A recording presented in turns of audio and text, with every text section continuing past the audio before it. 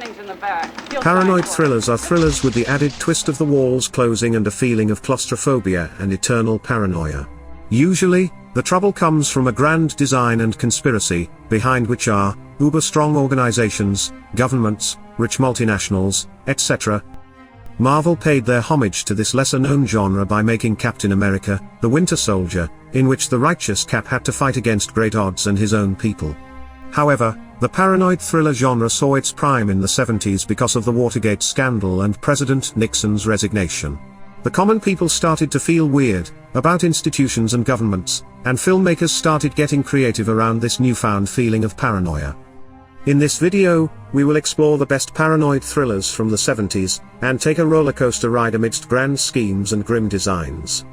Do stick around till the end, and let us know in the comments how you'd rank these thrilling films.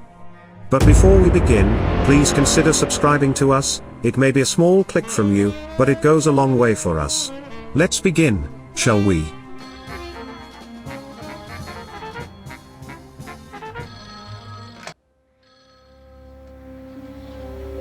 Number 1, 3 Days of the Condor, 1975. Joe Turner is a CIA analyst, codenamed Condor, Turner, Joseph, no middle initial. You're 17 minutes late. who is assigned to read books and magazines, and report anything that seems suspicious.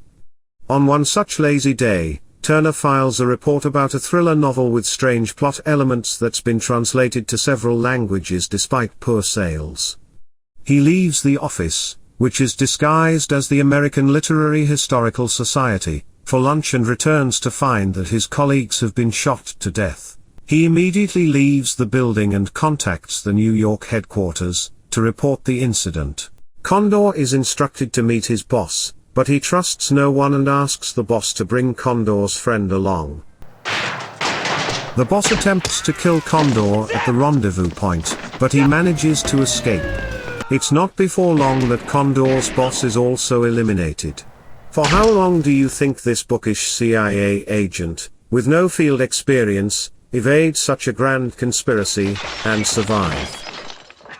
From cat and mouse games to all-out gun battles, Robert Redford as Joseph Turner becomes the man in peril in an elaborate conspiracy that he cannot even begin to understand.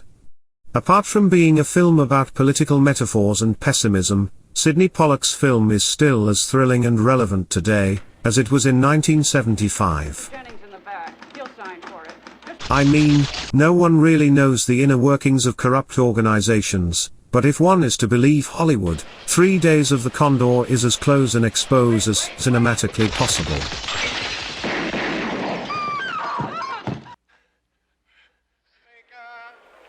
The President of the United States. All the President's Men, 1976.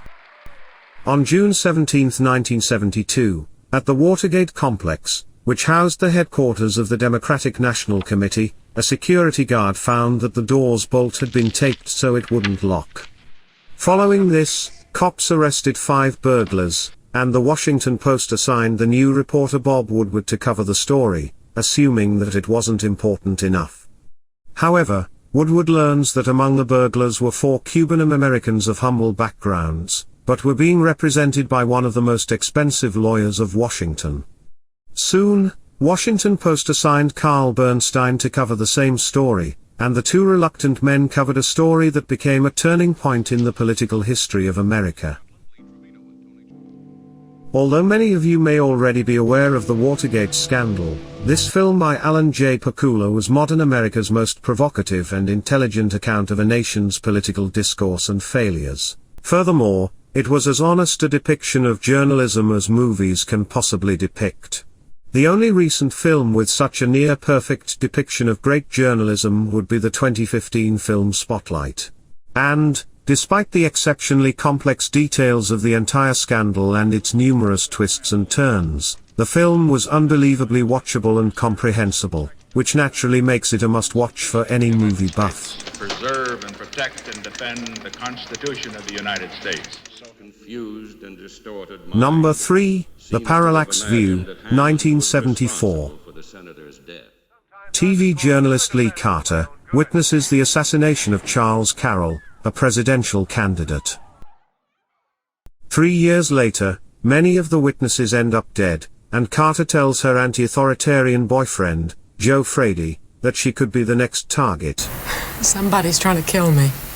However, Frady doesn't pay heed to her, and she does indeed end up dead. Feeling responsible and guilty for her death, Frady takes it upon himself to investigate the latest victim assassination and find those guilty. He reaches the town of Salmon Tail, and meets Sheriff Wicker, who takes him to a dam, and tries to drown Frady. However, Frady manages to evade Wicker, who himself falls and drowns. Sensing a larger conspiracy, Frady breaks into Wicker's house and uncovers the PARALLAX Corporation, a nefarious organization that was recruiting psychopaths as political assassins. However, the larger question is, who was behind the PARALLAX Corporation? As the second film of the Paranoia trilogy, Alan J. Pakula's film is probably the mother of all conspiracy movies and the best political thriller from the 70s, sheerly because, throughout the film's runtime, it feels that everyone is onto something and there is no real escape. Having said that, the film was probably inspired by Kennedy's assassination and may even remind viewers about the 1973 film, Executive Action. Yet, Pakula's film was a successful effort because it aims to entertain instead of trying to remain politically correct and bland. Thank you. I am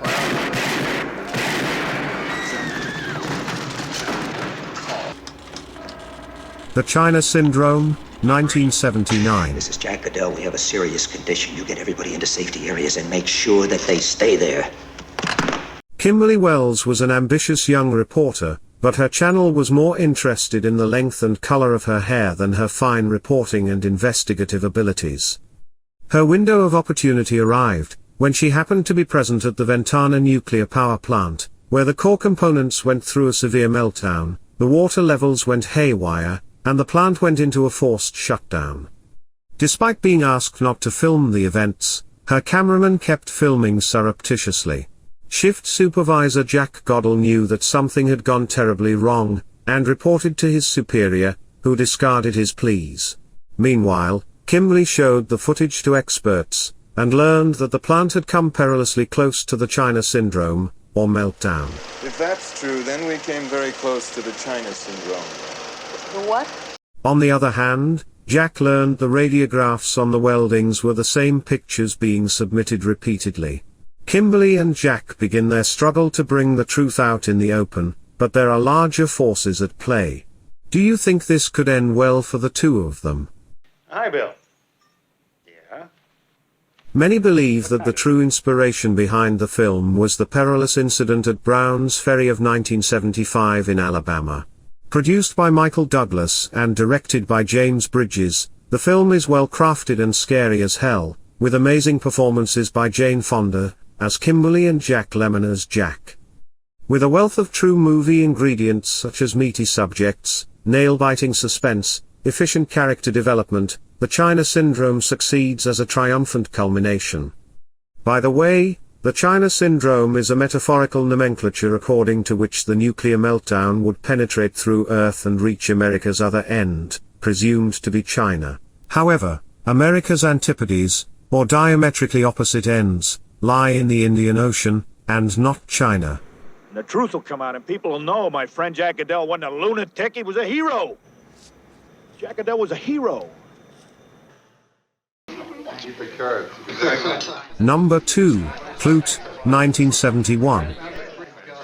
Tom Grunman, a Pennsylvania corporate executive, goes missing, and even after 6 months of relentless investigation, he's nowhere to be found. Tom's boss Peter Cable hires a family friend and private detective John KLUTE to investigate Tom's disappearance.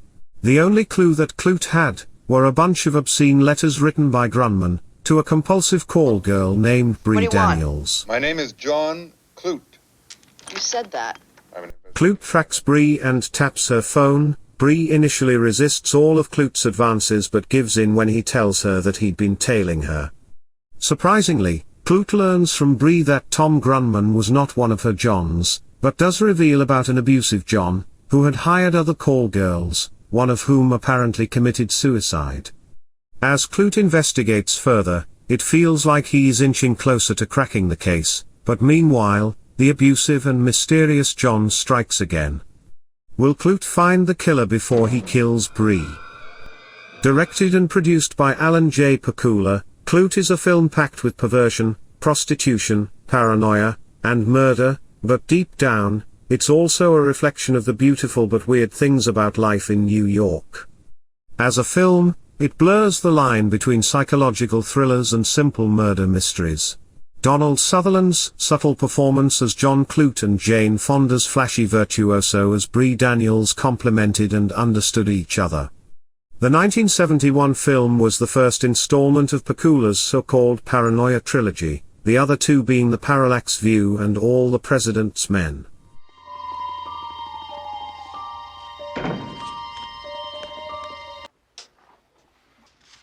The Conversation, 1974. Harry Cole is a surveillance expert, who's amazing at his work, but at the same time, he's obsessed and paranoid about his privacy. I mean, he has a triple locked door, a burglar alarm, and uses payphones to make his calls. However, he doesn't compromise with his work and believes that he's not responsible for what happens when his clients hear the surveillance record. But because of one of his surveillance jobs, 3 people ended up murdered.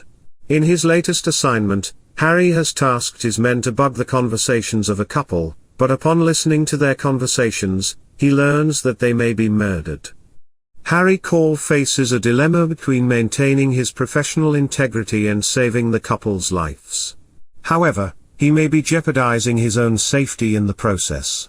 This immaculate thriller, written and directed by Francis Ford Coppola, is an intricate study of loneliness and paranoia, depicted from the point of view of a deplorable and tragic character of Harry Cole, played by Gene Hackman. Interestingly, the film was inspired by the real-life story of surveillance technology expert Martin Kaiser. Despite winning awards at the Cannes Film Festival and being nominated for multiple Academy Awards, The Conversation remained a box office failure. However, decades later, the film is hailed as a cult classic. That was all in this video, or did we miss something out? Do let us know in the comments. Have a good one.